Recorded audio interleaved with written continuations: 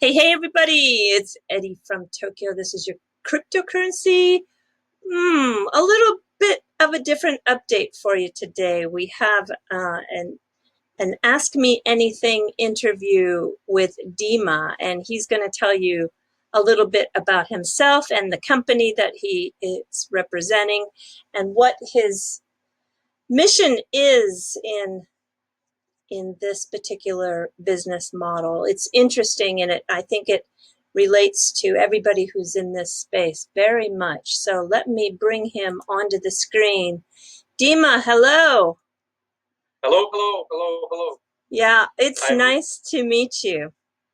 nice to meet you too. So, Thank you for inviting me. of course, I really want you to tell everyone, introduce yourself, a little bit of your background, and then tell us what your company is all about. Sure. So my name is Dima Budorin, and I'm CEO and co-founder of Hacken already group. We're growing. My professional background: I started career at Deloitte. I spent 8 interesting years there. I traveled in different countries, and then I was hunted by government. I was working to establish Cybersecurity Center for government, and then I understood that my mission to protect the world from cyber threats is not gonna be effective enough working for corporations, and me and my team, we started the company called Hacken. So yeah, we started to focus on in blockchain cybersecurity sphere, and we were working in B2B segment of it. We did more than 250 security projects for the last 3 years, and then we understand that we have only 2 arms and we cannot protect everybody, and we need to build some application that we can scale and protect millions of people. And this is how the idea was HackenAI was born, and we started to work on it a year ago, and just 2 weeks ago we have a release of first version of HackenAI cybersecurity all-in-one suite. Yeah, I went on to your website, AI, right? And I saw that you have this suite of tools, and Yes. some are live and some are coming up live soon. Your project then basically just for 1 year would be considered fairly new. But Absolutely. talk about the tools that you have live now, like the Cyber Boot Camp and the darknet monitoring, etc. Sure. So our idea was to start the user journey with the education and with immediate value add. So the cyber bootcamp is about making the cyber security a little bit more interesting. People when they hear this word, they usually fall asleep, get very bored. But in fact, this is the thing that you have to pay attention now. So we designed the educational module that in kind of a game educate a person. It's very interactive. How to be secure in the internet and what are the threats that he has to be protected from. So yeah, it's 6 modules that basically touching all the the most important aspects of cybersecurity that the person needs to work on. And this all in the game. And darknet monitoring is something that we explain to a person that he needs to do as a must. So there is a story behind. Imagine you are a hacker and you are a very lazy person, and because hackers are very lazy. So the first thing what you do when you try to hack a person, you go to a dark net and try to find an email of the person that you try to hack that was in some previous old breaches. And it actually takes only 1 minute to search for this email in darknet and to get the previously used passwords. And once he got it, then he tried to match these passwords to an account that he wants to break in. And unfortunately, 70% of the people are using the same password everywhere in all their accounts. And if you do so, you have to stop it immediately in the first place. And you have to understand that there are tools that can help you to know if your password was leaked and to be timely notified for this breach. So the darknet monitoring tool is about it. You are entering your email and we search in the biggest darknet breaches database. We created it, more than 13 billion records. The competitor is 8 billion. And we immediately tell you what passwords the hacker knows, and you have the chance to immediately change it. So yeah, and these two are the most important in the beginning. And of course, after darknet monitoring, after the person understands that that he needs to use the different passwords everywhere, we give him another solution. We give him a password manager, so that it is very convenient and secure to store his password, much more secure than in Excel, Word, or whatever. And yeah, now these three are the first tools in our MPP, but but they are the most important. Yeah, I want to go back to this darknet monitoring. So 13 billion entries, or 13 billion, was it 13 billion passwords that are out there, floating out there? And so, yeah, I stopped using the 1Password many years ago. It's hard though. It's very difficult. It's very, yeah. And so the thing though, when you are, if it comes back and you and it tells you you are at risk with this particular account, so then you can immediately change it, right? You can immediately change. That's what you have to do. The main thing is to use different passwords in different accounts. It's not that important. I'm cybersecurity engineer. I'm telling you the truth. It's not that important, to make it super big. You have to understand, hackers are lazy. There are techniques to brute force, and this takes time. But usually, they just try to, to find some leakages. So it's not that important to have super long password. But if it's much more important to have different password on every single account. Yeah. This is the critical thing to learn from this video, at least. Right. That please use the different ones. So yeah. Well, if I use your password manager, how would I know for sure that your password manager doesn't get hacked? Sure. So it is. I like to explain everything, with some comparisons. So password manager, in fact, it doesn't. The tech is very similar to digital wallet, to cryptocurrency wallet. So, for example, if you use I don't know, whatever Trust wallet, it keeps your private keys inside the app. And these private keys are encrypted by the phone, by the app, by the master password of your app, and by the local password. So they encrypted many times. And it is much more, and these private keys in the cryptocurrency wallet, they never leave the phone, never. It's like, it's just impossible. It's the architecture is the same. So the same is with passwords. They always stay in the phone, and they are only you cannot. There is no database centralized in the phone that can be extracted. So it's just not possible by the architecture, and that's why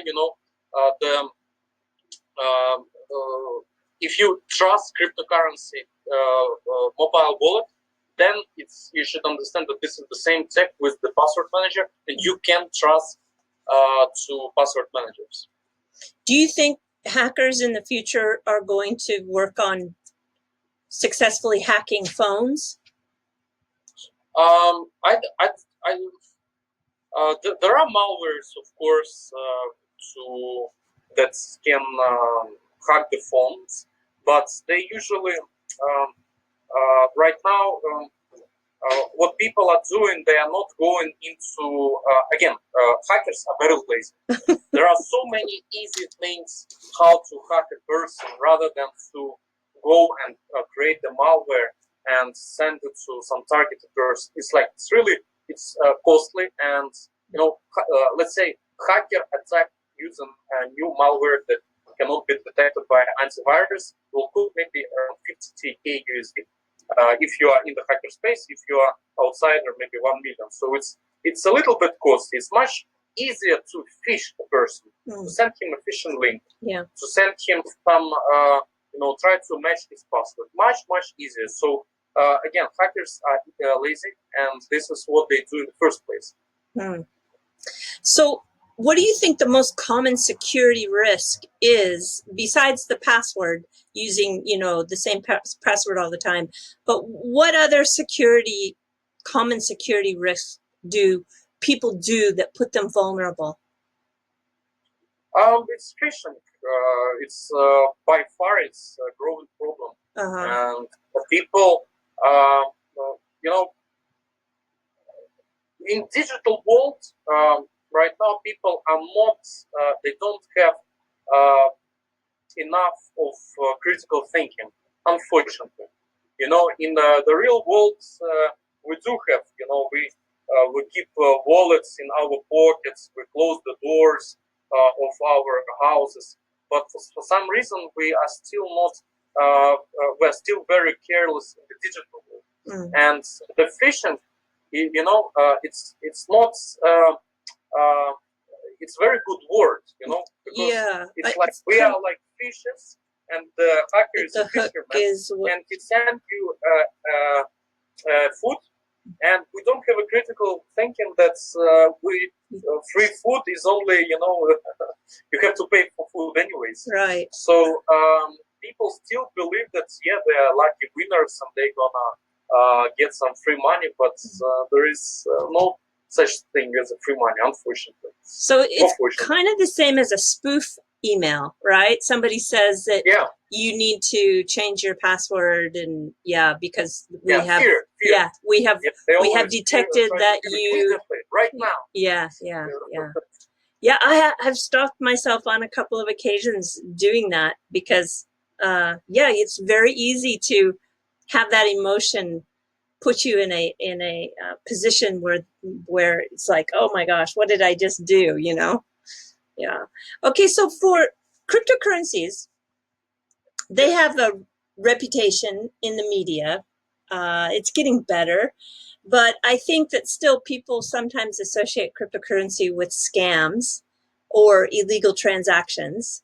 So do you think that your goal of increased security could improve the image of the whole space in general by the public as they adopt cryptocurrency? Yeah, absolutely. This is, I'm a big cryptocurrency fan. I think this is amazing industry. I'm totally in love, especially after working with governments and for Big Four, But it's a joke, but really, I really believe in it.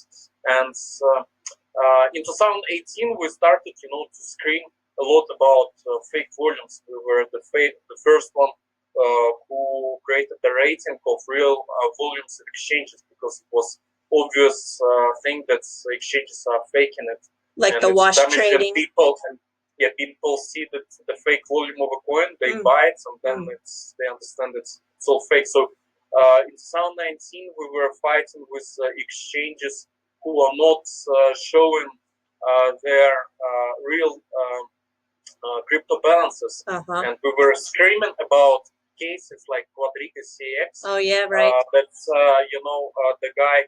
Oh, I'm dead. I lost private keys. Yes. We believe you, of course. No, it's just the cryptocurrency exchange founders. They don't know finance, and they misuse people funds, and they are worse than banks. So we we do a lot of things to make people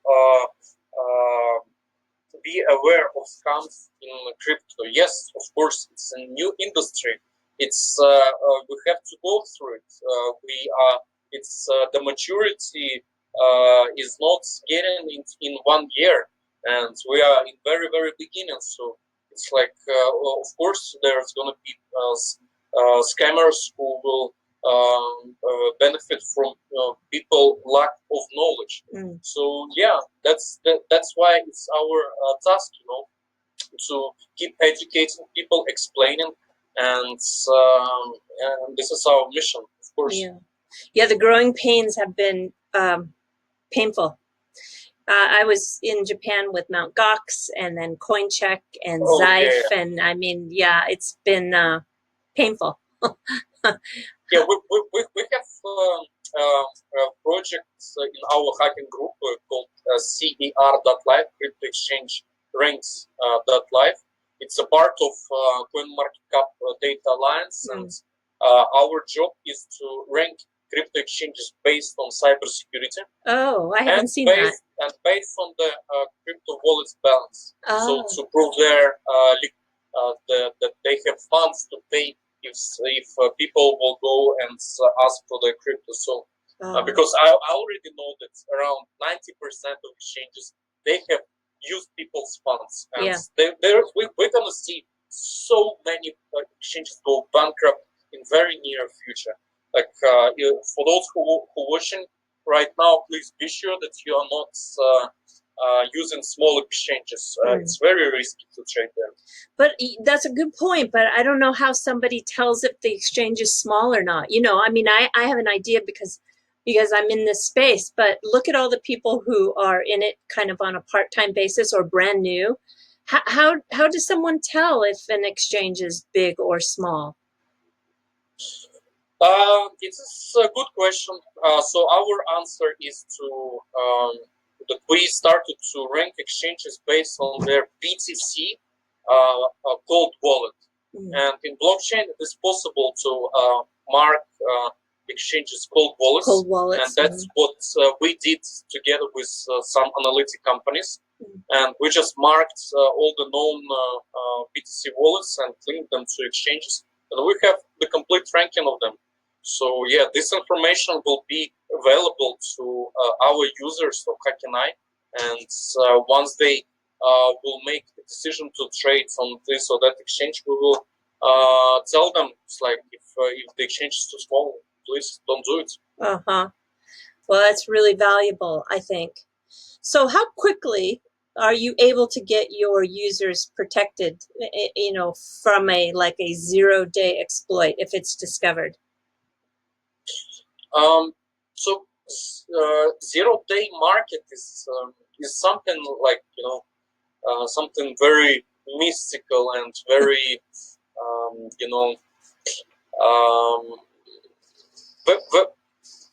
it's and it's very expensive. The 0 days are usually created by very by few people, and usually it's governments. And usually these 0 days are targeted not on some average people, but on some government organizations, some big enterprises.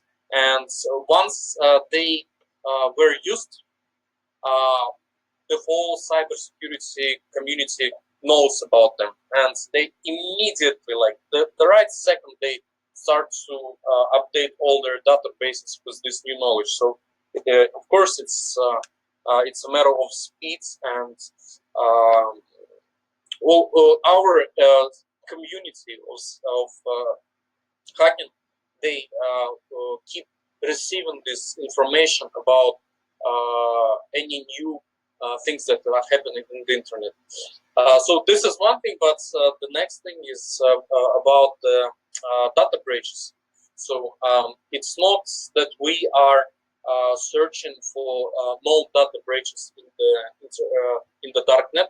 We also are scanning IP addresses of different, segments of the internet, and time after time we are discovering new breaches on our own, and we are notifying these companies, and we are adding this information in our database, because if we were able to discover it, probably black hat hackers discovered it as well. So yeah, in our blog we have numerous of stories how we discovered breaches of different companies. I remember we discovered the data breach in American Express. It was in 2018. Yeah, that was a good one. Yeah, that would have been a big one, I'm sure. So people really seem to, like you said, I lost your picture. They lock their door, they put their wallet in their pocket, they're conscious about their surroundings for security, but when it comes to computers, and phones, it's maybe a little bit careless. So when you market your product, what are you going to say to the people who could be your customer to convince them to keep this information private? Yeah, so the idea is to give immediate value add. And of course, it's a lot about word of mouth. So the success of top companies that we see right now, it's all about word of mouth and immediate value add. Like Uber, yes, it was successful because of referral program, when person was saying, hey, download this app with my referral link, and 3 times black car will get you where you want. Dropbox, the same story. So in our case, there are a lot of small tricks that we are giving our initial community to go and refer our product. Like this, hey, give me your email and I will tell you your passwords. Show you the magic. Usually people are like, oh my god, like very scared. Second is, hey, let me check your phone and I will tell you what applications are listening to us through the microphone settings that you have. People are usually also, oh no, please do something with this. So there are a lot of tricks, and there is endless room of experiments in the cybersecurity, and so we're just, it's just the beginning of this industry. People still have this mindset that antivirus is solving their problems, but it's just, it's not right, and it's just a matter of time when someone from their friends and family are going to be hacked. The COVID-19 is going to play a big role in cybersecurity industry. So many people will lose their jobs. And usually in the crisis, the crime is going up. And this time the cyber crime was going up. Because I already see, advertising to me, hey, learn how to hack people for free, and people that lost their jobs, some of them will click on this advertisement and will, start approaching us like normal people, and more and more and more times you will hear that somewhere from your friend who is not using HackenAI, of course, is hacked. Yeah. So I don't know if it's a sensitive question, but I've never asked it before. Why are there so many hackers coming from Eastern Europe? Thank you. That's a good one. There is. So first of all, I think it's IT thing. Math. In Ukraine, I was the coolest guy in the class because I was top in math in my school. Oh, interesting. I was top in maths, and I was winning maths Olympics, and and also I was good in chess. And it's always, to get to the solution, to maybe bypass a solution in chess as well. Mm. and this is kind of mindset. Mm-hmm. So that you have to be a little bit creative in order to reach your goal. Mm. So I think it all comes from the school and from this thing that maths. You're cooler if you are good in maths. Yeah, that's interesting because well, there are some academic competitions in India too, with young kids spelling and mathematics, and it's the cool kids that are intellectually um, so different than the United States. Actually, it's the kids that are cool are the ones that excel intellectually. So yeah, I see that is probably the same where you are, where you grew up. I can say that there are some good hackers from India as well. Definitely. I know few. That's funny. Yeah. Well, so your app, I saw your app is available on Google and also on the Apple as a download. How long has it been available? 2 weeks. Oh, wow. Yeah. So I was trying to see if I could see how many downloads there have been, and I was More than 5,000. wow, And that's great. we did a small marketing push. Immediately Oh. we received this downloads, Oh. and we made a step back a little bit because we saw what things needs to be improved. Mm.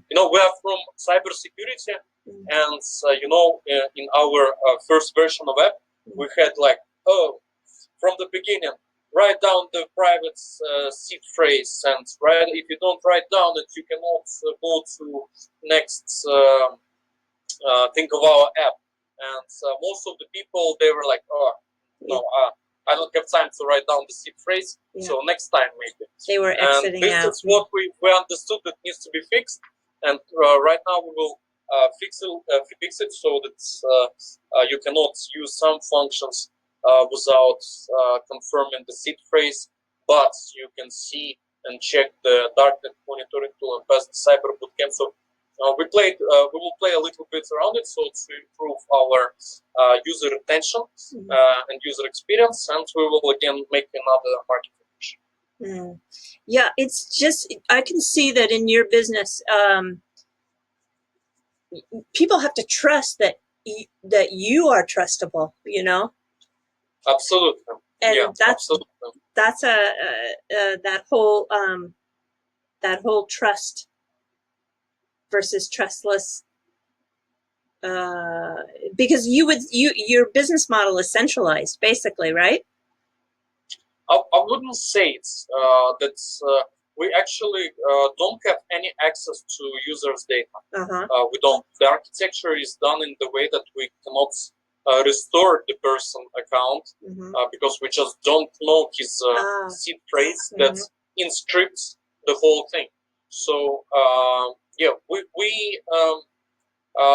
are going to do a series of small videos using this our mascot, where we will explain in very simple words how their data is protected and why there is no, basically there is no trust issue because the architecture is built in the way that we don't have access to it.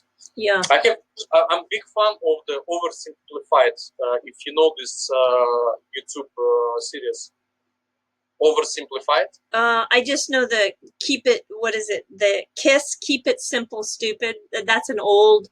That's an old version of I think probably the same thing. Is that the best way to do any sort of explanation is just to do it in the most simplest terms. Yeah.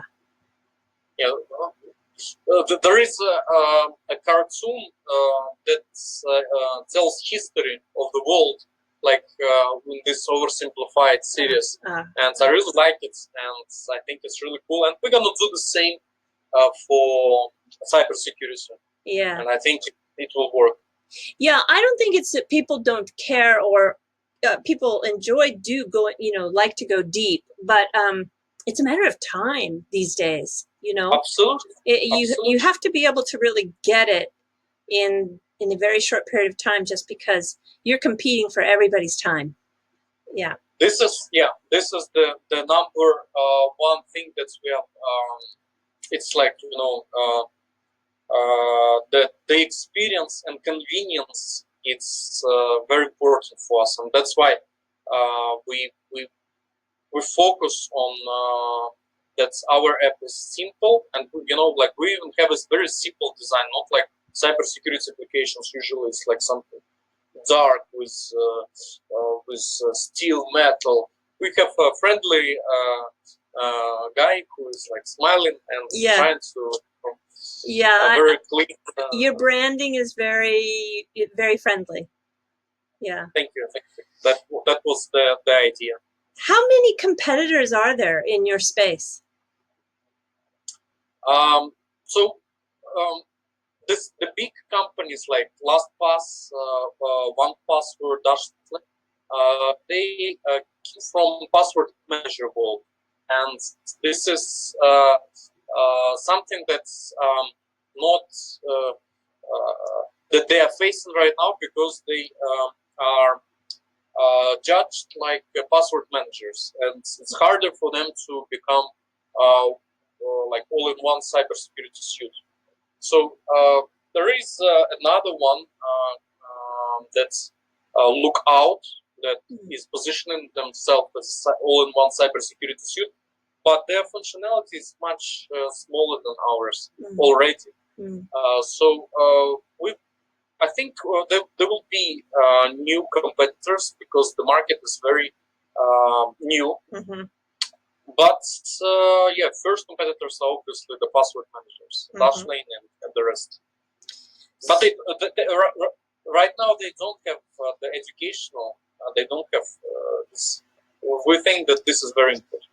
Yeah, I like the fact that you did the game version for crossing over into education. I think Coinbase did that too pretty successfully, where you can get a little bit of reward if you go through their, it's not a game, but you go through their little educational certification, if you will, to gain that knowledge. But it's a little bit of a challenge, right? So I think it's the same thing. People like to feel challenged.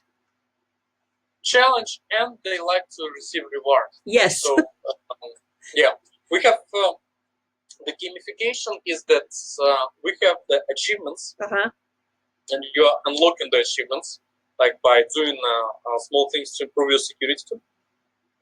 And once you receive the achievement, you also receive like randomly the NFT collectible hat, like that you can put on the mascot. Right. And there is like 15 hats with different level of scarcity.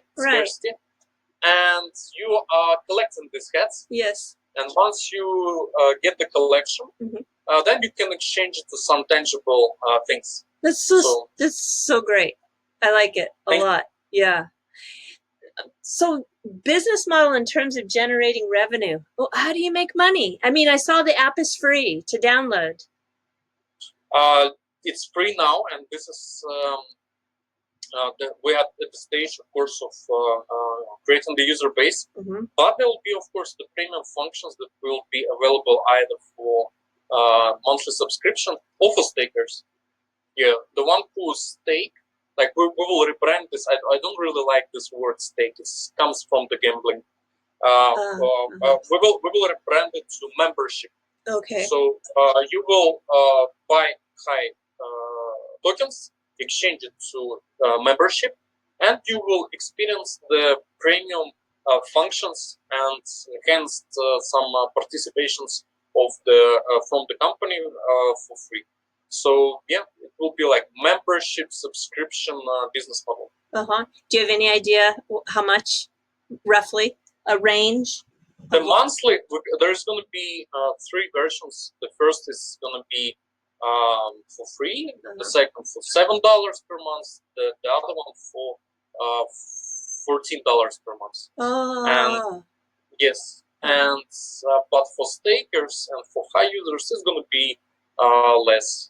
So if you stake for $50 right now, it's going to be a lifetime subscription, or for the second version, if you stake for 250, it's lifetime subscription plus some other bonuses. It's like not only one lifetime subscription for your family, only for 250 bucks. So, yeah, that's compelling. So your app's in English right now. Do you have any other yes. languages? Just because I'm in Japan, so I always think about this is just a huge market. Step by step. Yeah, step by step. We build the infrastructure in that way that it's easier to add languages, so it will not be a problem. But yes, so far only in English. Yeah. If you have great guys in cybersecurity space from Japan who want to localize and be our partner in Japan, I would be very happy to meet these guys. Yeah, these guys are all in demand, aren't they? You know. You know, it's like it's very for cybersecurity engineers. It's also, you know, a challenge to scale because like you basically you are in consultancy, so you are working on project to project, and you are keep working. You know, people are lazy. Cybersecurity engineers are lazy too. They also want some you must be a scale and, you know, make a lot of money. So you must be a hacker. It's I just say that who wants to scale with us? Like, let's do it together. So I want to know more about the token, how the token fits into the actual business model. So my vision is that the token, at first, it should be in legal perspective. So it should not be the security token.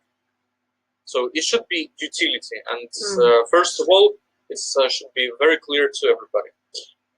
And then you need to, in order to create value for this token, you need to create the dependency between the user base and the token demand.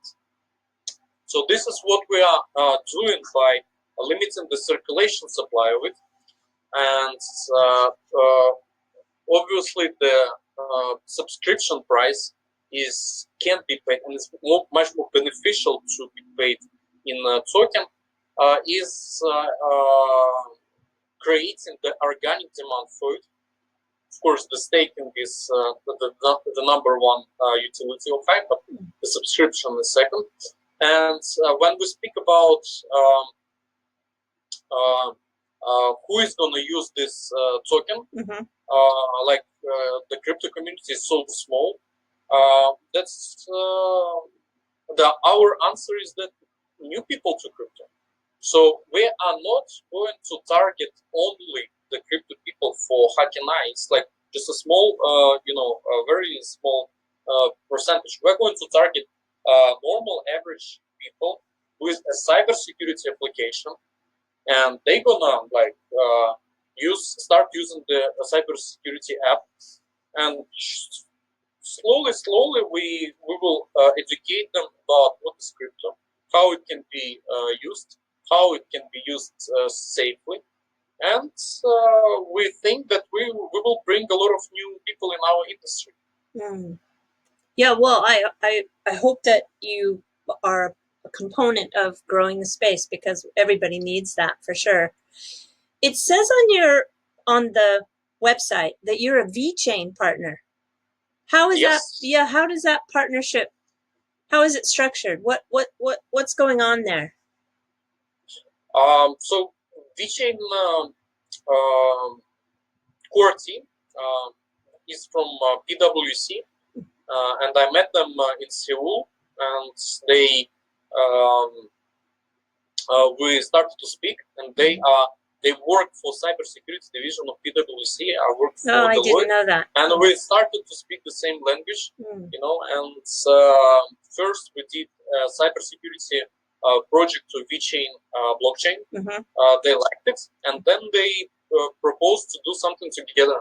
And HackenAI we're doing together. It's like they're helping a lot in business development, connections, and fundraising strategy. Of course, they are very good in strategy. So they help us a lot to in creating better applications.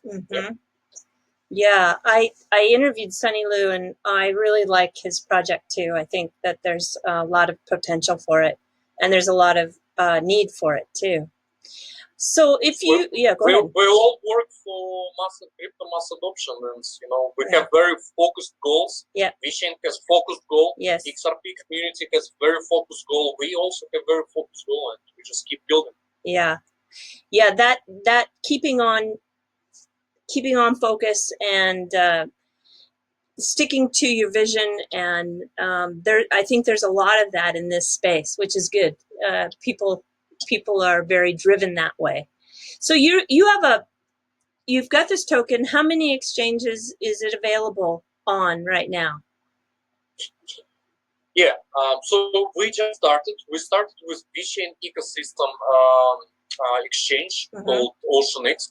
The next exchange is Bitrue. Actually, to be honest, we are making this video now. Yeah. And it's 12:01. Is it okay to? Bitrue started just like good just now. Okay. Yeah, I knew we were going to try to time this with the announcement going live. So OceanX and Bitrue, that's another, Curtis is another entrepreneur in this space, really driven towards that mass adoption as well. And I think you'll find that that'll be a good exchange for you if you can have an audience like the XRP community, because he's got so many pairs going on there. So I would imagine maybe there'll be an XRP pair with HAI. Do you think? I hope so. First, it's USDT, and I hope we will make the XRP. So it's like it's step by step. We don't want like a lot of boom. Yeah. We need to build the value very, very, very, very carefully. So, yeah. And it's a bit true. It's second exchange, and there are a lot of. Wow! So this really is. We work with 40 different exchanges. I know a lot of CEO of top exchanges personally. So it's win-win for them and for us, because when we step in, we improve their security, not only for their internal security, but for their customer security, which is very important, because people keep being hacked by on the exchanges because they use the same passwords, and it's a nightmare for exchanges. So it's win-win. So yeah.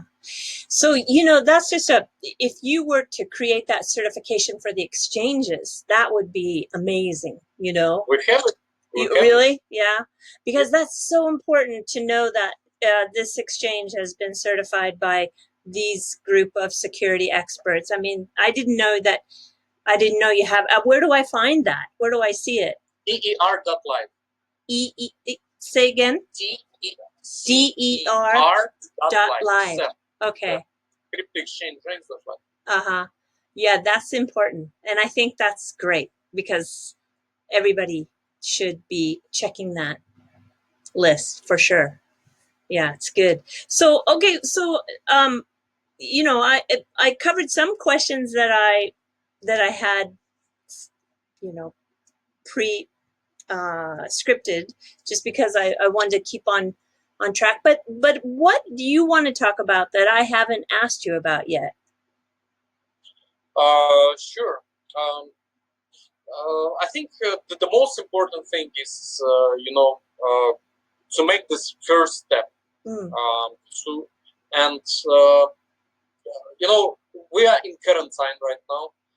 People are sitting home, and I'm pretty sure people are so bored already with this Facebook and Instagram, and I just want to say simple word: just download and just start, like spend some time on cybersecurity education. We tried very hard so that it is fun. Like it will be fun, and there are some interesting things to do. You will receive achievements, rewards. It's like the game, but the game that improves your cybersecurity and give you some new knowledge. And it's much better than to just scroll the Facebook, whatever news. Yeah, that's a this is my like comment that I want to. Yeah, that's underline.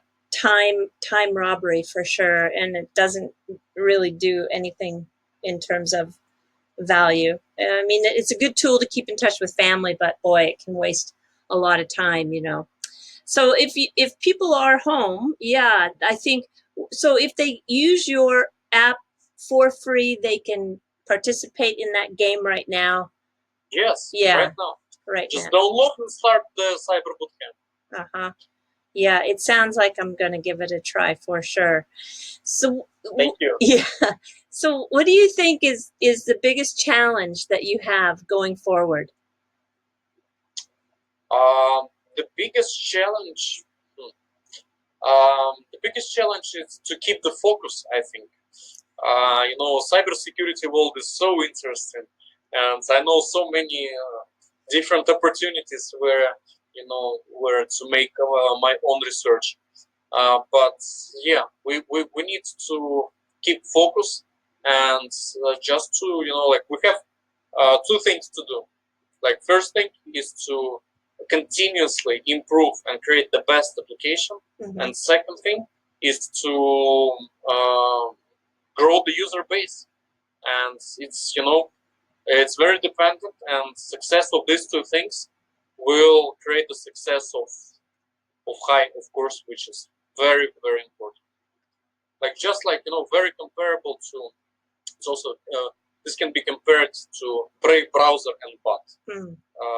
They keep building the amazing product, and the bot is growing with the user base group. Yeah, the bat token is they took that step-by-step approach, and they're creating a product that keeps improving. And I'm curious, what browser do you use on a daily basis? Right. Do you? Of course, yes. Of course. It's in order to change the browser habit on the phone, you have to this on the phone. You have 4 buttons on the bottom. Yeah, I was looking for my phone so I could look. Yeah. Yeah, just change the browser button on the bottom to Brave. Believe me, you will start using Brave all the time. It's very easy. It's like a trick how to switch the habit. Yeah, I mean I have Brave, but yeah, there's no buts to it. I think some of my plugins don't necessarily always work with them, with the Brave browser. That might be might be the case. Yeah, for laptop I don't use Brave as well. Yeah. But for mobile I use Brave. For mobile it's much better than any other browser by far. Okay, well, I'm going to take that change and from my phone and see how that goes. Yeah, I think you're in the right space at the right time. It's a product that everybody needs desperately, and I think that you are able to really build a good team. It sounds like if you have all that network working for you. How large of a team do you have? Right now it's 25 people. Oh, that's actually bigger than I imagined. It's not only the team that creates the app, it's also the B2B division that is doing the cybersecurity audits, because we keep the HackenAI app was built using the revenues that we are making from the cybersecurity audits to crypto exchanges, to smart contracts. So it's kind of our we built this this business, and it's operating, sustainable, and it helps HackenAI to create new. So exchanges are contacting you to see, if where their vulnerabilities are, and then how long does that? Recently, we announced the security work that was done for Gate.io. It's pretty cool exchange. It's in our medium. We explained what was done for them. So how long does it take you to find out if they've got a security hole? Is it pretty quick? Few hours. Oh, gosh. If I was to do it all over again, I want to do what you do. I think because I'm one of those people that get kind of a, when the Japanese word is "ata," you got it. I think there's a little bit of a high that you get when you find it, right? Yeah, we call it hacker's orgasm. I want a hacker orgasm. That's funny. Yeah, I think I totally can it's the endorphins, I'm sure, that are produced that the brain just gets addicted to, and I'm sure that the hackers just are always hoping to achieve that. I'm sure. It's funny. Yes. It keeps you motivated. Yeah. Dima, it's really been a pleasure, and I thoroughly enjoyed meeting you. I think you're going to be successful just because of what I said. It's a product that is in demand, and this is a space that's growing leaps and bounds, and everybody needs it. And if you want to give me any final summary or conclusion or final words, please tell me anything you like. Thank you. I just want to say call to action. Download the app now. Yeah. Well, I think that this is, I know that there's challenging times for everyone being home, but it's kind of good timing for you to launch a new product like this, because people actually have a little bit more time on their hands than they have had in months previous. So I think it's good for you to be in this product launch right now, and I wish you the best. And I think that I'll give you my feedback again, not with you and I face to face, but after I try some of those tools and go through the boot camp. I'll probably talk about it with my audience through a video, so Thank you so much. and when I do that, I'll send you a link to the video so that you can take a look. But I'll it's not a product review or anything like that. People get that mixed up when I just want to give you my own personal feedback of what I think, because absolutely be critical. Yeah, we really appreciate constructive criticism. Yeah, it's very important in the beginning of the product life. Yeah, I think I fall into that category of, a person who, I don't even carry a purse. I carry the money in my pocket, not in a wallet or, a backpack. And I'm got the locks, and I'm very conscientious for that. But yeah, I think it's very easy for us to get a little bit relaxed when it comes to our iPads, our phones, and our laptops. Yeah, I agree. So.